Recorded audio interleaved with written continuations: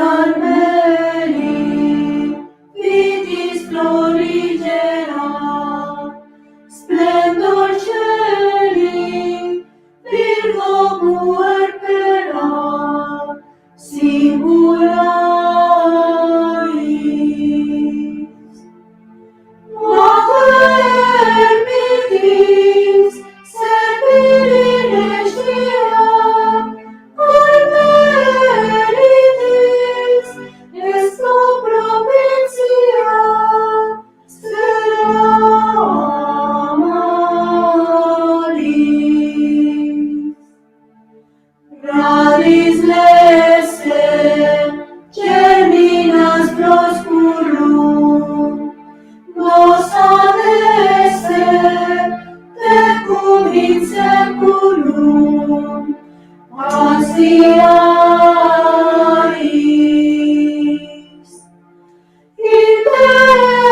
Intensilas, voi precis lilium, servamuras, mentes fragilium, tutelaris.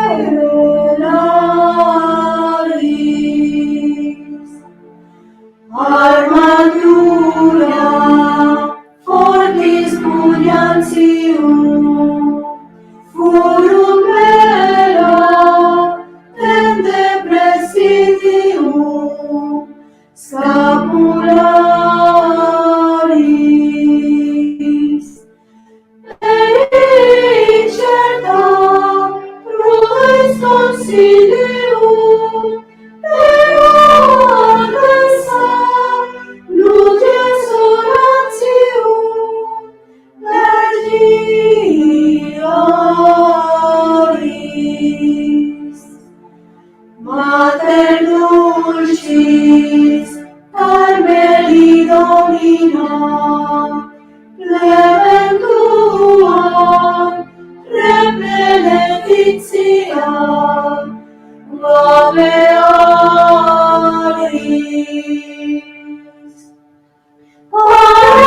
Paralisi, clavis et janua, quando lucim, mater gloria, coronaris.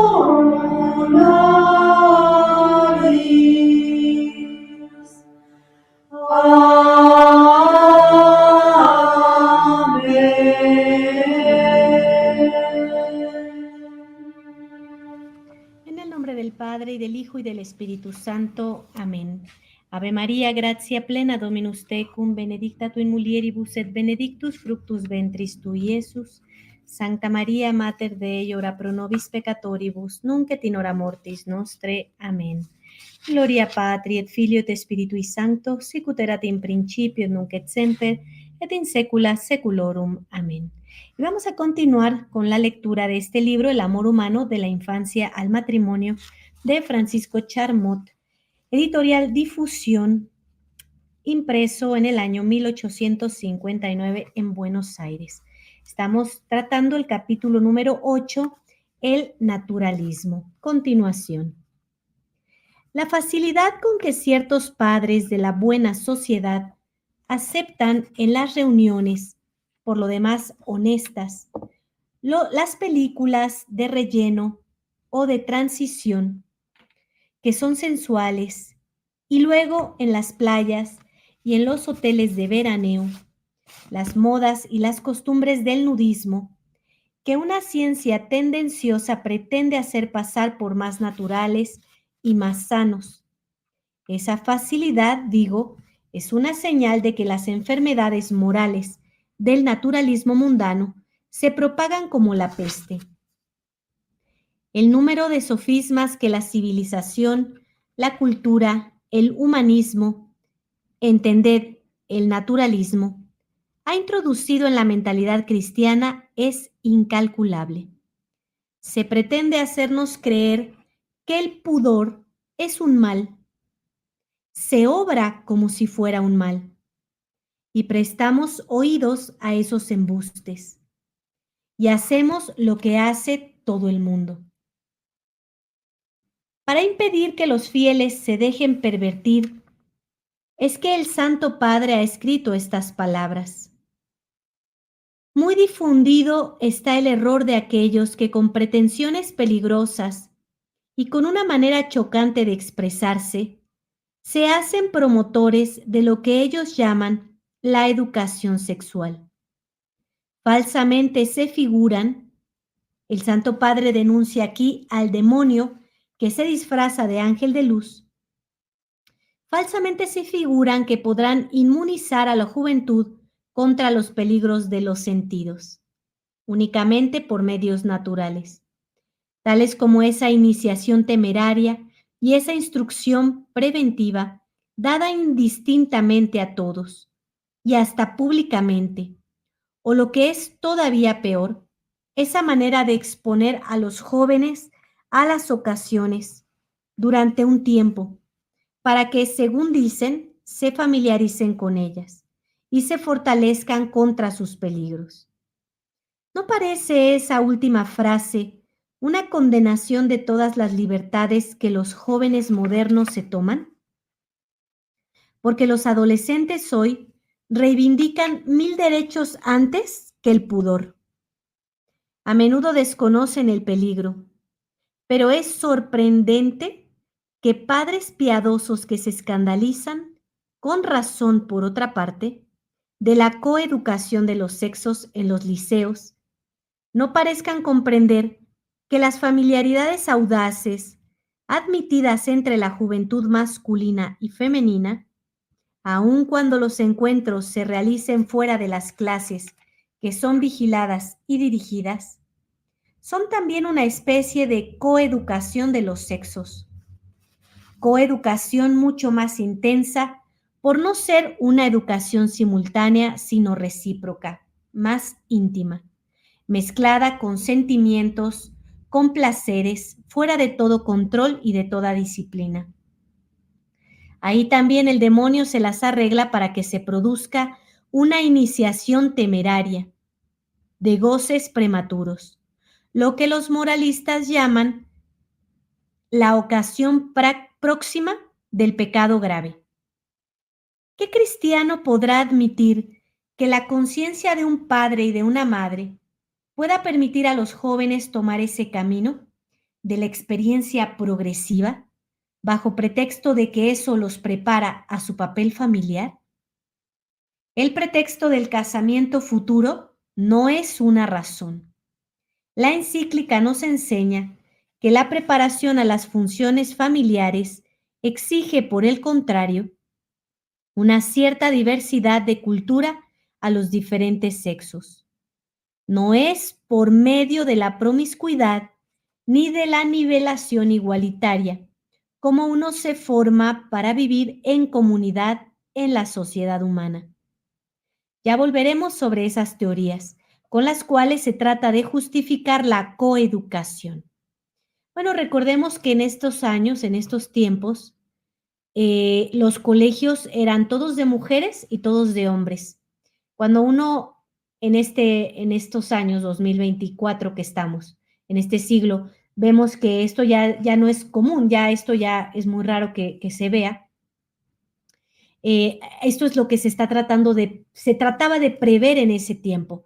Decían que esta coeducación del otro sexo, la cotidianeidad, eso ayudaba, ¿no?, a evitar que fuera como que hubiera un tema con la concupiscencia, ¿no?, que relajaba esto, volvía a que no fuera tan grave, y lo cual advertía el Santo Papa que no era así, que no se podía dar esto porque tenemos una tendencia al mal.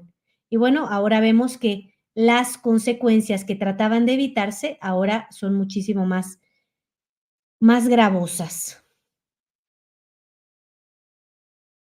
En esta época se trataba de hacer más común, ¿no? Pensaban que con la regularidad de la convivencia, esto podía disminuir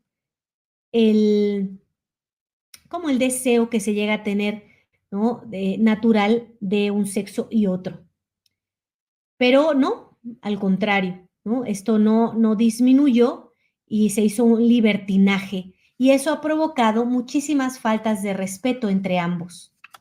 Esto es muy interesante cómo la cotidianeidad ha hecho que las mujeres no respeten a los varones y que los varones no respeten a las mujeres, ¿sí? Entonces, ya veíamos cómo el Santo Padre nos iba advirtiendo y bueno, la sociedad siempre va haciendo cosas sin Dios, pero los católicos debemos de comprender la importancia del resguardo del pudor.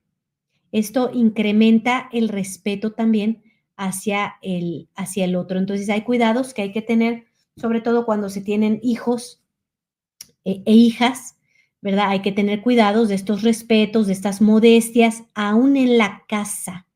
Es muy importante porque lo que viven los hijos en la casa lo van a poder vivir también afuera de la casa, porque están educados así. Porque si tú tienes, digamos, una vida aparentemente modesta hacia el exterior, pero en tu casa eres inmodesto, entonces no se va a respetar este pudor en las miradas. Entonces, obviamente, los varones padres, el papá, los varones hijos, deben ser muy cuidadosos con las damas que hay ahí en el hogar y lo mismo las damas con los varones. Ocurren muchos accidentes, muchas cosas de verdad terribles, irremediables por estos descuidos que son negligentes. Continúo con la lectura. Por el momento basta reconocer, de acuerdo con el Santo Padre, que cuando los padres exponen a sus hijos a los peligros de una iniciación cualquiera, obran contra los preceptos de la Iglesia y contra la ley de Dios en forma grave. Es indudable que en un mundo tan abiertamente impúdico como el nuestro, no se podrán evitar todas las ocasiones de escándalo. Por lo menos que se huya de las serpientes más ponzoñosas. Habrá que volver inofensivas las mordeduras de las otras por medio de algunos contravenenos. Desgraciadamente, no todos los sueros preventivos contra la inmoralidad son eficaces. La iniciación, aun cuando sea hecha por los mismos padres o por educadores serios, no es un suero que inmunice. Esto es un hecho.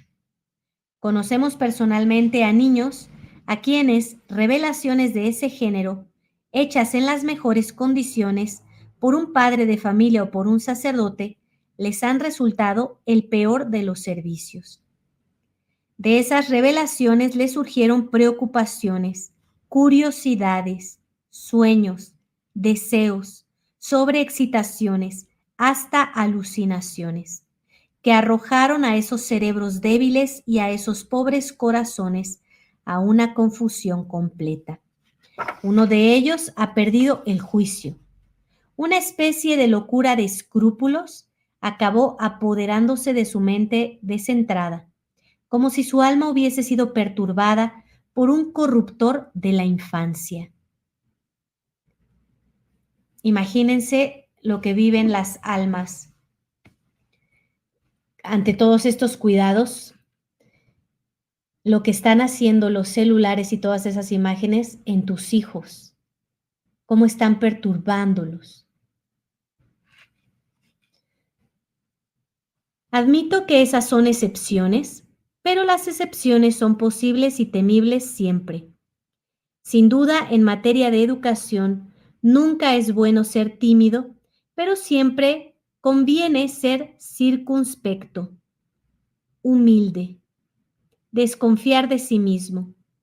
¿Quién puede saber si una iniciación irá a parar en virtud o en vicio? ¿Un niño advertido será preservado por eso mismo? Quizá esa advertencia será el principio de una perversión. Una inquietud satisfecha será evidentemente seguida de otras inquietudes insatisfechas. ¿Se detendrán las preguntas del niño en el límite que los padres habían resuelto no traspasar? Es poco probable. ¿Resolveremos aclararles parcial o totalmente las cosas? ¿Totalmente? No nos atreveremos a hacerlo. Y por buenas razones, si lo hiciéramos, podría suceder que esa iniciación fuera temeraria y prematura. Parcialmente, el niño, llevado, por decirlo así, hasta la puerta secreta de un jardín que no le han abierto, buscará la llave entre los que saben forzar cerraduras. No habría tenido tanta curiosidad si hubiese ignorado la existencia de ese lugar prohibido. De esa avidez de saber puede resultar una catástrofe moral. ¿Qué medios tienen los partidarios de la iniciación del niño para regular su imaginación? ¿Se imaginarán poder ordenarle que sea curioso hasta aquí y no más allá? ¿De dónde les viene la seguridad de que una vez puesto sobre la pista de los descubrimientos, el niño no la seguirá sin que lo sepan, ayudándose de libros y de sus camaradas? Si esto se produce, y es lo probable, la iniciación honesta y correcta no habrá sido más que el preludio de una iniciación intemperante, hecha por ahí. Y los que la hicieron, con su iniciativa, habrán apresurado el momento que querían retardar. Se nos acusará de desconfianza exagerada, de pesimismo.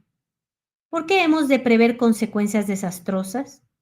El Santo Padre nos contesta: el gran error que se comete en esto está en no querer admitir la fragilidad nativa de la naturaleza humana, en hacer abstracción de esa otra ley de la cual habla el apóstol, que combate contra la ley del espíritu, en desconocer las lecciones de la experiencia que prueban hasta la evidencia que, especialmente en los jóvenes, las faltas contra las buenas costumbres son menos un efecto de la ignorancia intelectual que de la debilidad de la voluntad, expuestas a las ocasiones y privada de los socorros de la gracia. Pesemos bien las palabras del Papa.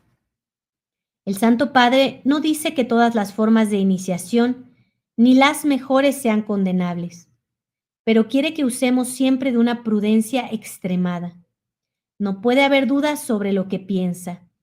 Si en materia tan delicada, dice él, fuera necesaria una instrucción individual en tiempo oportuno, teniendo en cuenta todas las circunstancias y por quien ha recibido de Dios la misión de educar y la gracia de Estado, habrá que observar aún todas las precauciones que la educación cristiana tradicional conoce también, y que el autor antoniano ya citado desenvuelve suficientemente en los términos siguientes.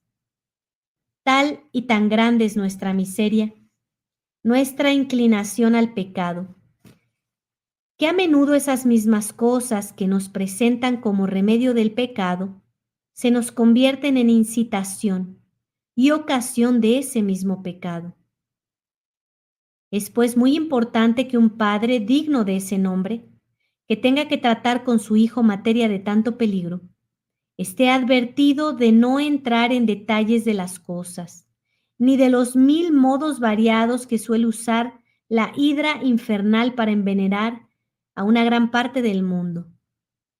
De otra manera, en vez de extinguir el foco del mal, correría el riesgo de encenderlo y activarlo imprudentemente en el corazón aún sencillo y delicado de su hijo.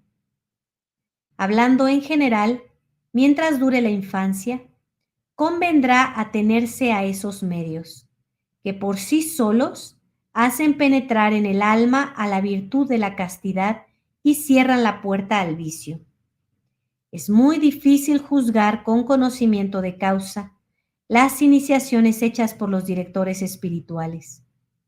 Muchas veces un sacerdote es llevado por confesiones de un niño a darle explicaciones que las circunstancias imponen como necesarias o útiles. Solo se le puede alabar por ello. De cualquier modo que sea, hay que reflexionar mucho antes de emprender una tarea que el Santo Padre considera tan difícil. Recordemos que el niño, mientras escucha la lección, no está en el mismo estado psíquico que el maestro. Está dividido por la revelación misma de las cosas que oye. El animalito que hay en él está atento, despierto, ávido, inquieto, La imaginación trabaja, los instintos están aguijoneados, la inteligencia es la menos activa de todas sus facultades. A menudo está como paralizada y embotada por el exceso de agitación interior. El maestro se figura que su discípulo comprende lo que él quiere hacerle comprender. Muchas veces se engaña. Así como el escrupuloso vuelve a examinar otra vez su conciencia mientras el profesor lo sermonea y le da la penitencia, el adolescente queda cautivado por ciertas imágenes, ciertos recuerdos y ciertas preguntas que le impiden atender la parte espiritual de la iniciación. Y desgraciadamente ese estado de alma queda oculto. ¿Quién puede saber en qué piensa el niño cuando escucha? ¿Quién puede prever qué será lo que después quedará grabado en su memoria? Hagamos notar por fin que es poco menos que imposible dar una dirección moral en esa iniciación, sin hacer intervenir la idea de un placer especial que va unido a las malas acciones. Todo se liga en la cuestión pureza. En la infancia bastará decir, no hagas eso, está prohibido. Más tarde habrá que dar razones al adolescente. Surgirá curiosa esta pregunta, ¿por qué está prohibido? ¿Por qué lo que a unos les está prohibido no lo está a otros? ¿Por qué el matrimonio autoriza a hacer lo que es malo? El educador acorralado se verá obligado a decir que el placer de los sentidos, propio del matrimonio, está prohibido como fin y permitido cuando es un medio. Ahora bien, no es un peligro ese atractivo del placer desconocido y vislumbrado, del cual unos hablan con tantas reticencias y otros con tanta exaltación. Esa idea del placer no se convertirá en una idea fija, no despertará una especie de frenesí de curiosidad. ¿Será el adolescente lo suficientemente dueño de sí mismo para rehusarse un placer posible, un placer que parece tan importante a todo el mundo? He aquí a qué conduce necesariamente el sistema naturalista de la iniciación. Repetimos una vez más que juzgamos útil y necesaria la iniciación en las condiciones que luego indicaremos. Aquí atacamos el sistema naturalista y la audacia imprudente. En una página muy juiciosa, Foerster hace notar que las funciones de reproducción van acompañadas del goce físico más intenso y siempre por esa causa amenazan atraer sobre ellas un exceso de atención. Y esa concentración mental se fija no en el bien que resulta de la función, sino en el goce que produce. Esta concentración mental sobre el placer es justamente el mayor de los peligros para la buena salud de la vida sexual. Impedir esa concentración del espíritu debe ser el problema eje de la pedagogía sexual, porque solo penetrando en el mundo de la representación y de la imaginación es como el atractivo sexual se vuelve sobreexcitación y toma ese imperio tiránico sobre la voluntad frente al cual toda enseñanza es impotente. Y aquí hay un libro que se aconseja, Foerster, Moral sexual y pedagogía sexual, Blaud et Gay, página 221. Esas ideas valen oro, exponen la actitud que nosotros hemos aconsejado, actitud de desconfianza respecto a las ideas modernas sobre la iniciación sexual. En fin, lo que consideramos erróneo y funesto es empezar la educación por la iniciación. Es fundar en la iniciación todo el problema de la educación de la pureza. Es hacer la iniciación sexual antes de haber hecho la educación de la pureza. Lo que estimamos beneficioso es que se considere la iniciación como cosa necesaria pero secundaria, adyacente y difícil. Ese punto debe ser tratado a su debido tiempo, pero nunca separadamente y en sí mismo. que ocupe su lugar en la educación a título de corolario y de apéndice.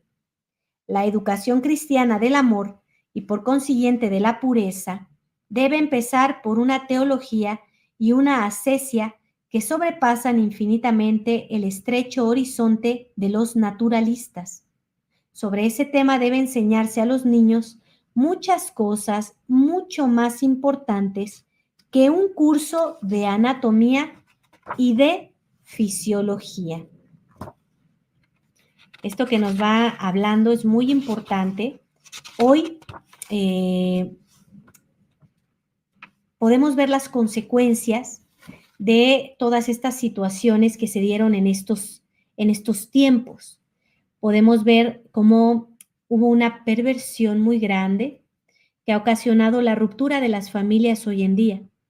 Hay tanto varones como mujeres que quedaron atrapados en esas fijaciones y desgraciadamente pues no han podido hacer una familia sana, una familia de respeto, una familia de una familia fuerte, ¿sí?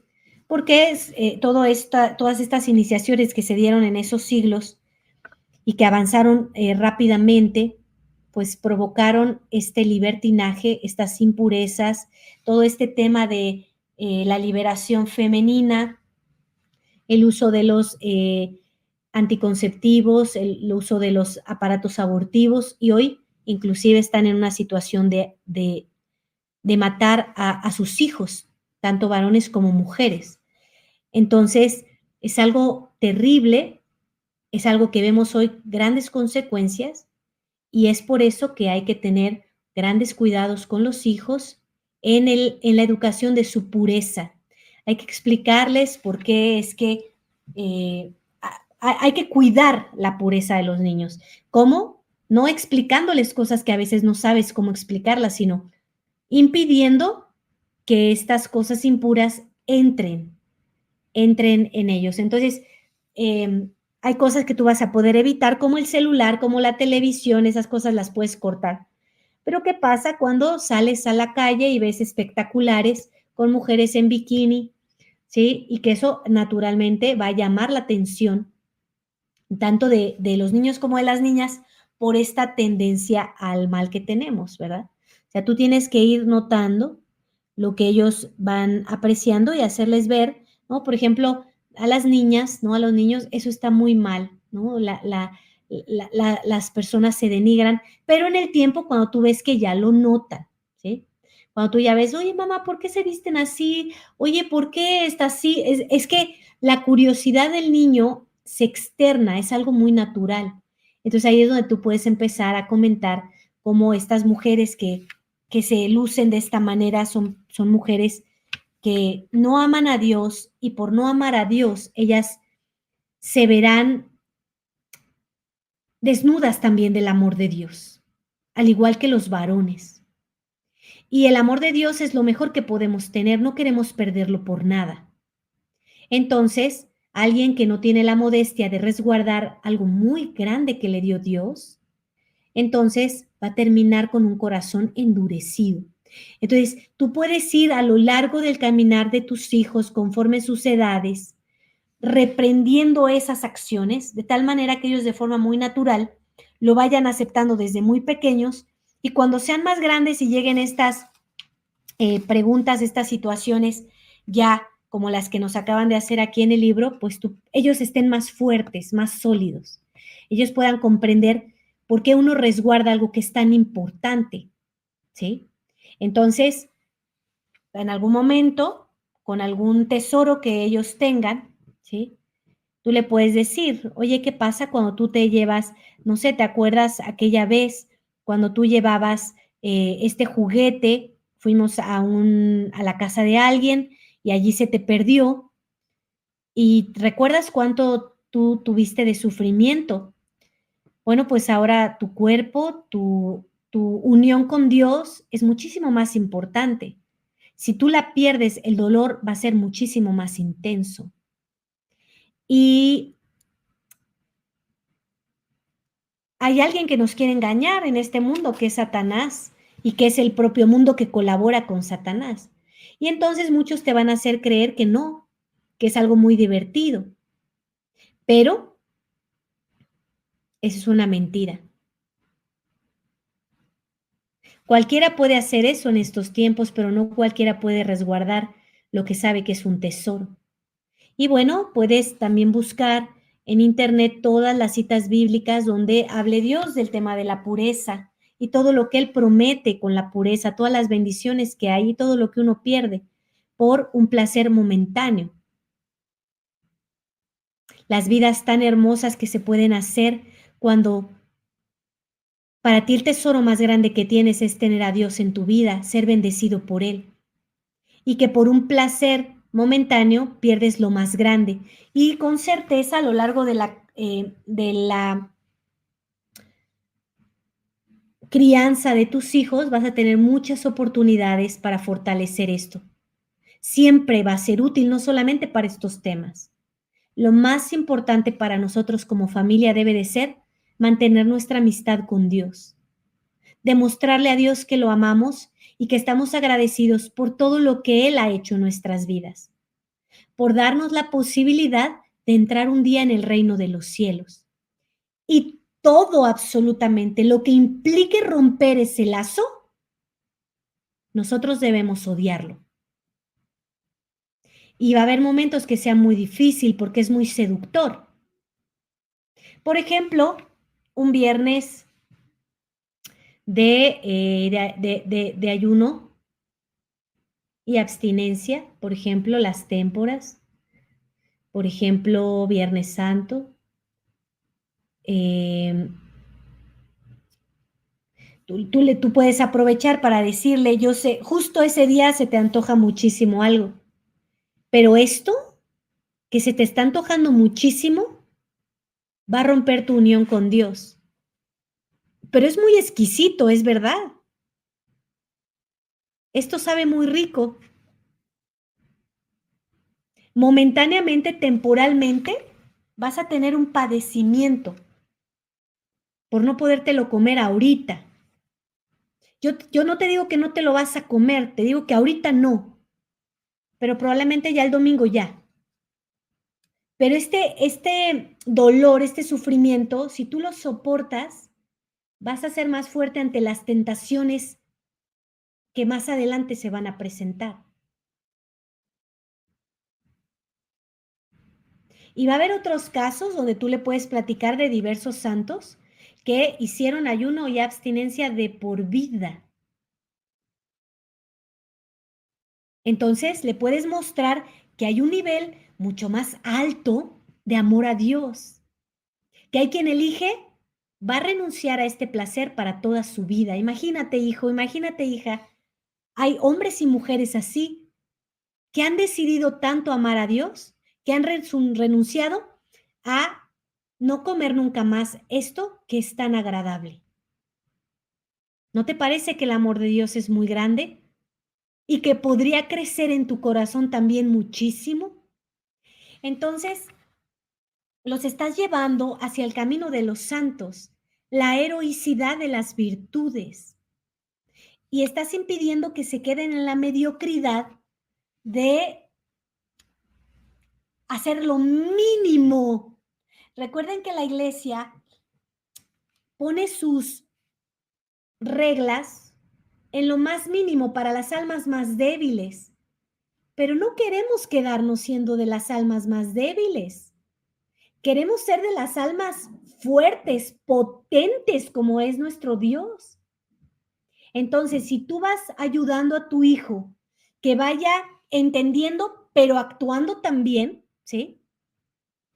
Entonces, les vas a generar una fuerza tremenda, ¿no? Precisamente, ¿no? Justamente, ¿no? Hoy preparas algo muy rico de postre y mañana son témporas y sobra y está ahí en el refrigerador y está a la vista. No lo voy a quitar, no lo voy a esconder. Ahí está. Yo tengo que tener y pedirle a Dios la gracia y la fuerza para amarlo, para decirle, Señor, esto es por ti.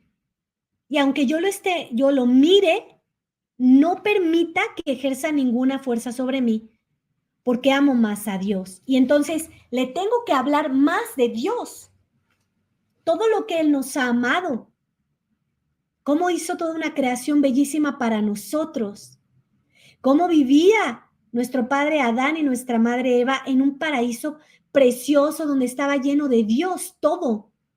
Estaban en una comunicación constante con Él, nunca se desunían. Pero Adán dejó de mirar a Dios por mirar a Eva. Eva dejó de mirar a su esposo y dejó de mirar a Dios y miró al demonio, lo escuchó. Y entonces se hicieron débiles. A partir de ese momento estaban sujetos a la muerte. Y entonces sufrieron muchísimo, muchísimo. Yo no sé si hay un dolor más grande, obviamente, después de nuestro Señor Jesucristo y de María, si el de Adán y Eva. Imagínate que por tu culpa acarreaste la desgracia de toda la generación humana. Primero tú ya lo estás sufriendo en ti mismo. Un dolor tremendo de yo estoy desprendido de Dios. Ya no estoy envuelto en Él como Él estaba conmigo, como hablaba conmigo, todas las potencias que tenían abiertas, que tenían en sí. Nada les dolía, no tenían hambre, no tenían frío, no tenían calor, estaban en un solo pensamiento con Dios. Es decir, nada les faltaba. Y de pronto caen y les falta todo. Y además no solo eso, sino que arrastran a sus hijos a todo eso.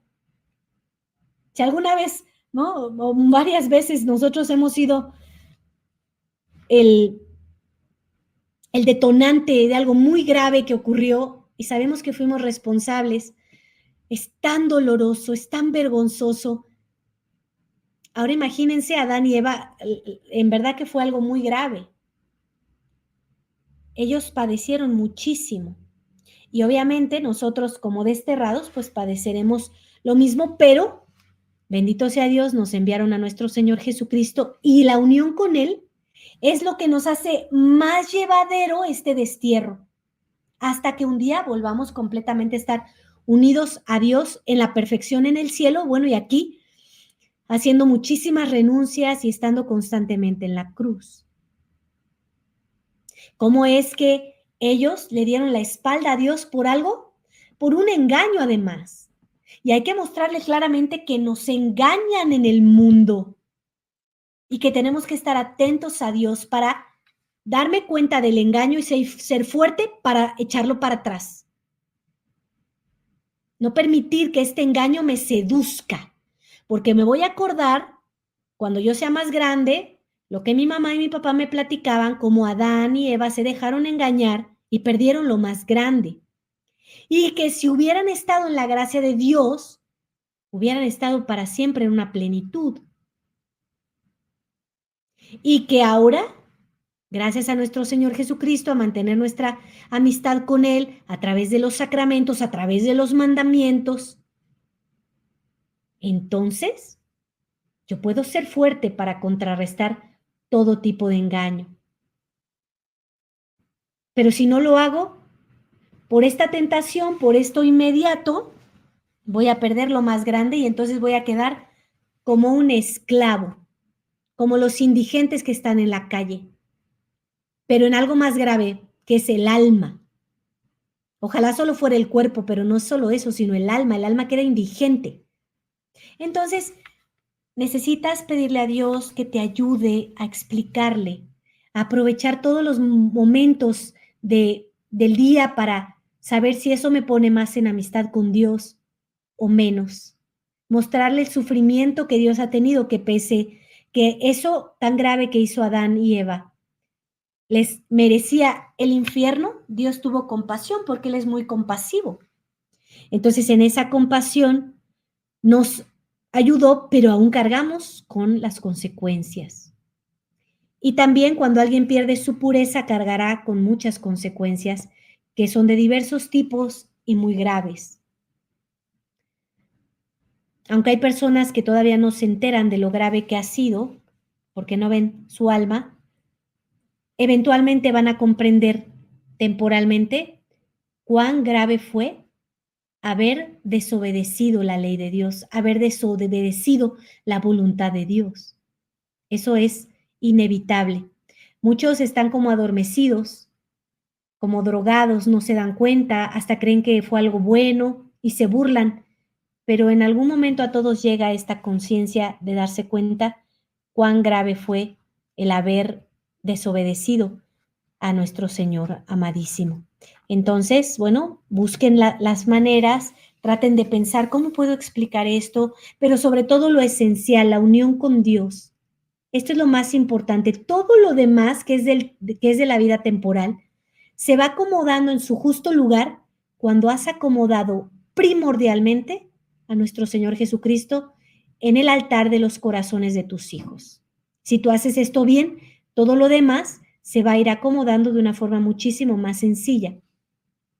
Por eso te seguimos invitando a el retiro que va a impartir su excelencia reverendísima Monseñor Rodrigo da Silva, 4, 5 y 6 de octubre, que estamos organizando para ti, para que traigas todas tus preguntas al obispo, para que puedas tener doctrina verdadera, para que puedas tener ideas, soluciones de cómo puedes ir atendiendo todo esto que va ocurriendo en tu casa, en tu hogar.